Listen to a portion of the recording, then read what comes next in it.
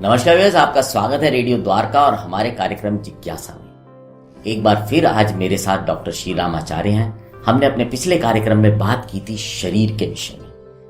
आज मैं डॉक्टर श्रीराम आचार्य से एक जो जिज्ञासा है उसके बारे में जानना चाहूंगा कि जो शरीर है उसकी उत्पत्ति तो स्त्री और पुरुष के संग से होती है, लेकिन आज की जो वैज्ञानिक हैं वो उस भ्रूण का, उनके संग से जो भ्रूण उत्पन्न होता है उसकी पूरी डेवलपमेंट की व्याख्या विज्ञान ने की। शरीर तो पिछले हजारों लाखों सालों से उत्पन्न हो रहे हैं, लेकिन क्या इस तरह से भ्रूण की व्याख्या हमारे शास्त्रों में भी है? आइए जानते हैं डॉक्टर श्रीराम आचार्य से। डॉक्टर साहब नमस्कार।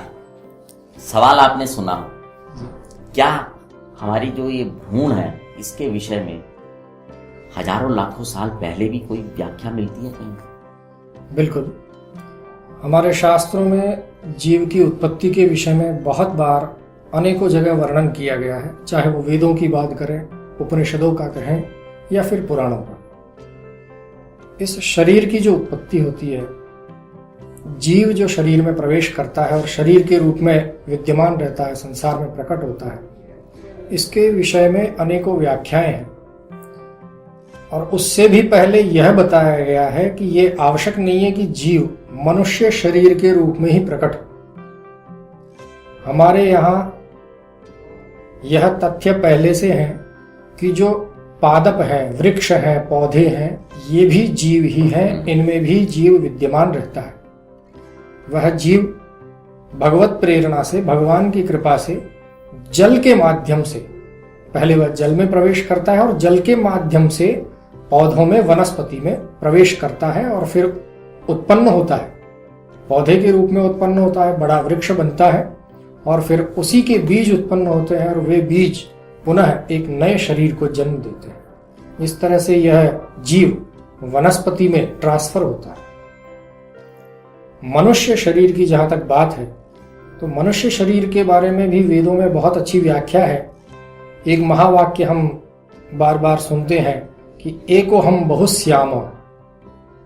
ईश्वर ने कहा है कि मैं एक हूं किंतु बहुत रूपों में अपने आप को विस्तृत करता हूं, अपने आप का विस्तार करता हूं। यदि सूक्ष्म दृष्टि से हम देखें, एक छोटे स्तर पर देखें, तो ये भी कहा गया है कि आत्मा वही जायते पुत्रः, कि जो मनुष्य है वह स्वयं ही अपनी संतान के रूप में उत्पन्न होता है। अर्थात जो भी व्यक्ति है, जो मनुष्य है, वह अपने आप को ही, अपने अंश को ही जीवात्मा के रूप में दूसरे शरीर में उत्पन्न कर रहा है। लेकिन मनुष्य में कभी भी यह शक्ति नहीं है। तो फिर यह कैसे उत्पन्न होता है, किस प्रकार से उत्पन्न होता है, उसके बारे में बताया गया है। कर्मणा दैवनेत्रेण जंतुर्देहोपपत्तये स्त्रियाः प्रविष्ट उदरम पुंसो रेतः कणाश्रय।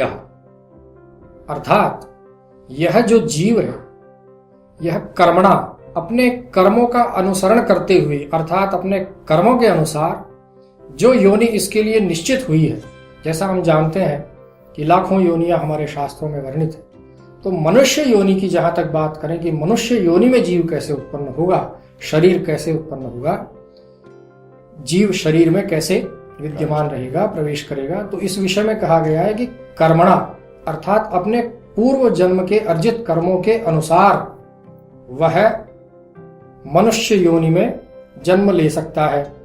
वो योग्य हुआ है, लेकिन लेगा या नहीं लेगा इसका निश्चित कौन करेगा? कि दैव नेत्रेण, परमेश्वर ये निश्चित करेंगे कि अब इसको जन्म लेना है या नहीं, इसको शरीर में प्रवेश करना है या नहीं। दैव नेत्रेण, दैव की कृपा दृष्टि से, कृपा नेत्रों से, अर्थात परमेश्वर की कृपा से, अपने पूर्व अर्जित कर्मों के माध्यम से या उनके अनुसार मनुष्य जो है जंतु देहोपपत्तये, देह की उत्पत्ति के लिए आगे बढ़ता है, अग्रसर होता है।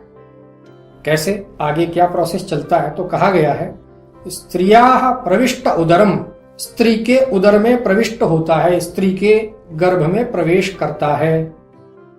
कैसे प्रवेश करता है, किस माध्यम से?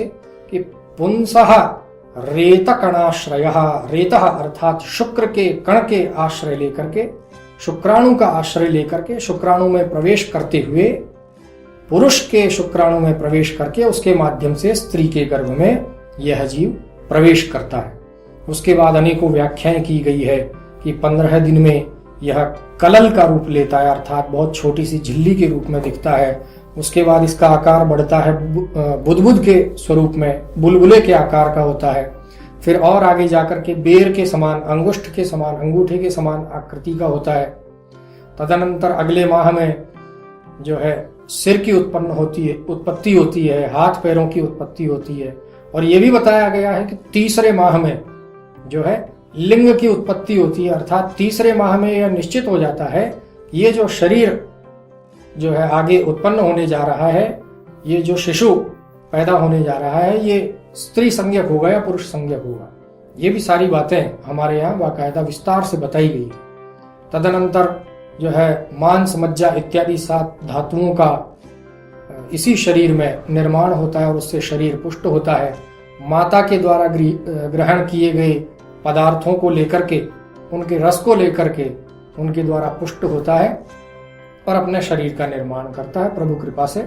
तो ये इस प्रकार से सारी व्याख्याएं हमारे ग्रंथों में निश्चित रूप से आज से हजारों लाखों साल पहले की गई है। ऐसा नहीं है कि ये हमारे लिए नई चीजें हैं। ये हो सकता है कि हम इसके जानकार नहीं है, लेकिन ये सभी जानकारी हमारे यहाँ उपलब्ध है और हमें इनका अध्ययन करना चाहिए, लाभ लेना चाहिए। अच्छा डॉक्टर साहब, जैसे आपने बताया ये चीजें उपलब्ध हैं, लेकिन अगर कोई ढूंढना चाहे, शास्त्रों में जाके पढ़ना चाहे या गूगल पे ढूंढना चाहे, तो बता सकते हैं आप कि किस किस शास्त्र में है, कहाँ किस तरह के जो है शास्त्रों में इनका वर्णन है? बिल्कुल, देखिए वैसे तो गूढ़ रहस्य तो प्रत्येक शास्त्र में, चाहे वो ब्राह्मण हो, आरण्यक हो, उपनिषद हो, सभी जगह इनकी व्याख्या है। लेकिन सरलतम रूप में यदि आप अध्ययन करना चाहें तो गरुड़ पुराण और श्रीमद् भागवत, इन दोनों ग्रंथों में बहुत अच्छा वर्णन है। इसके अलावा हमारे अन्य जो आचार्य लोग हैं उन्होंने इनकी उन्हीं ग्रंथों की विभिन्न टीकाएं लिखी है, तो उन टीकाओं में भी बहुत अच्छे वर्णन है। उनका हम अध्ययन करें तो निश्चित रूप से ये जान पाएंगे कि हमारी परंपरा कितनी समृद्ध रही है। बहुत बहुत धन्यवाद डॉक्टर साहब। मेरे मन में ये बड़ी जिज्ञासा थी कि जो शरीर है वो तो कई सालों से उत्पत्ति हो रही है, बट क्या उसका किस तरह से विकास होता है ये कहीं शास्त्रों में वर्णित है नहीं। बहुत बहुत धन्यवाद, आपने ये बताया। सो यस, आपके मन में भी किसी चीज को लेकर कोई जिज्ञासा है तो प्लीज अब कमेंट में उसको लिखिएगा। हम पूरा प्रयास करेंगे कि इस तरह की जिज्ञासाओं को आपके सामने लाएं। जैसे कि आज डॉक्टर साहब ने बताया कि जिसको हम भ्रूण का विकास कहते हैं वो किस तरह से होता है, वो हमारे शास्त्रों में पूरी तरह से वर्णित है। अब आपसे विदा लेते हैं, बने रहें रेडियो द्वारका के साथ।